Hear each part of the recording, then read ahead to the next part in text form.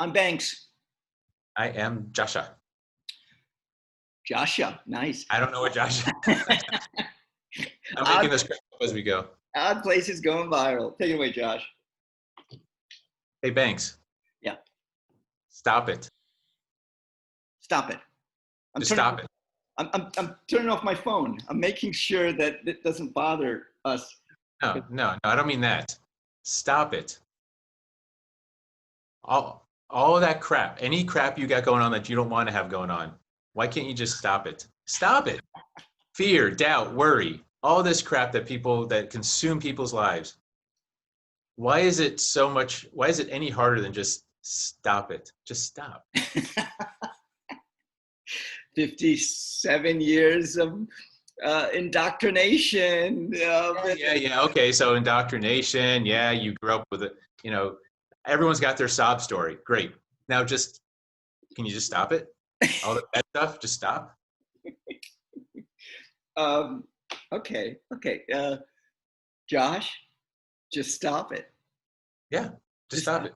Just stop it. Yeah, something's not going right. Just stop it. You feel bad? You're angry at something? Stop.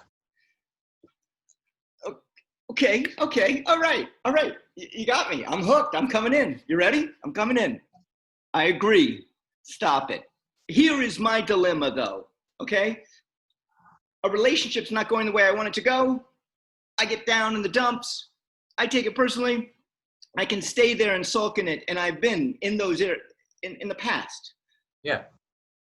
And I can now take it and swipe it away. And we talked about swiping. Now, what if you could do that with everything? Everything that doesn't work to your advantage. Yes. Everything that doesn't help you get to where you want to go, if it's not serving you to move forward, just stop. Okay. Why is that so hard? So, all right, let's go to the extreme. Somebody comes to my property with a gun and says, give me all your crops, get out of here, go, How do I deal with something like that? Well, that's a singular incident. I'm not talking about singular incidents, obviously. Now, you can deal with that by being prepared for it, but that's a whole nother thing. I'm talking about the repetitive, the ongoing, the everyday. People are either unhappy or mad or depressed or all this stuff. Why can't we just stop it? Just make a decision. Just say, you know what? It ain't helping me to be depressed. I'm just going to stop. Okay. All right. Okay. So I find myself when I go out into stores, I find myself, and I was this way pre-pandemic, upbeat, happy. Hey, Julie, behind the counter. I see her name. Hey, Julie, how you doing? I want to engage them. Okay. And now with the masks, they're reading whatever this is, which is they're reading the eyes. That's the only place you can read. I feel, and I could be very wrong, I rarely see someone who is happy out there, who is like, it's like, we have to do this. It's like, oh my gosh, do I have to have a mask on? Do I have to not have a mask on? Everybody's got masks on. What's wrong with those people? No one has masks on. What's wrong with those people? Don't they know? It reminds me of Ghostbusters. You ever see that movie? Of course. Look, New York, everybody's like cussing each other and upset with each other, and that anger builds these monsters or ghosts or whatever. That pink slime in Ghostbusters 2, that pink slime was from all that anger. Right. And the only way to get rid of it was for everybody to sing or dance and as corny as that kind of sounds, as corny as it sounds, it is. You hear music, danceable, or you see people dancing, it's like, it just lightens you up. Yeah. We're one decision away from solving all of our problems. You realize that? Decision. We don't know what what it is, though, do we? That's the only problem. Yeah. Stop it. Yeah, if it's bad, stop it. You're unhappy? Stop. You're worried. Fear. What are you afraid of? Stop it. Stop being afraid. What are you worried about? Stop worrying. Just stop. Stop. Okay, devil's advocate. That is easy to say. That is so easy to say. Why is it so hard to do then? You're right. It's easy to say. Why isn't it easy just to do? Because we have to change 57 years of training. We have to go, wait a minute, I don't need this in my life. Or, you know, there is a process of going through it in order to go, just stop it. Okay, yeah, just stop it. And then I stop it. And then you know what? The next moment, I still have it. I'll just stop it. Well, then you didn't stop it. Yeah, If you still have. I stopped it for one moment, and then you had to move on. Go ahead. We're really oversimplifying. I understand. This actually comes from a skit with Bob Newhart, a comedy skit where he was a psychologist, and the lady's like, "I'm afraid of being buried alive in a box," and he's like, "Stop it! What are you, a kook?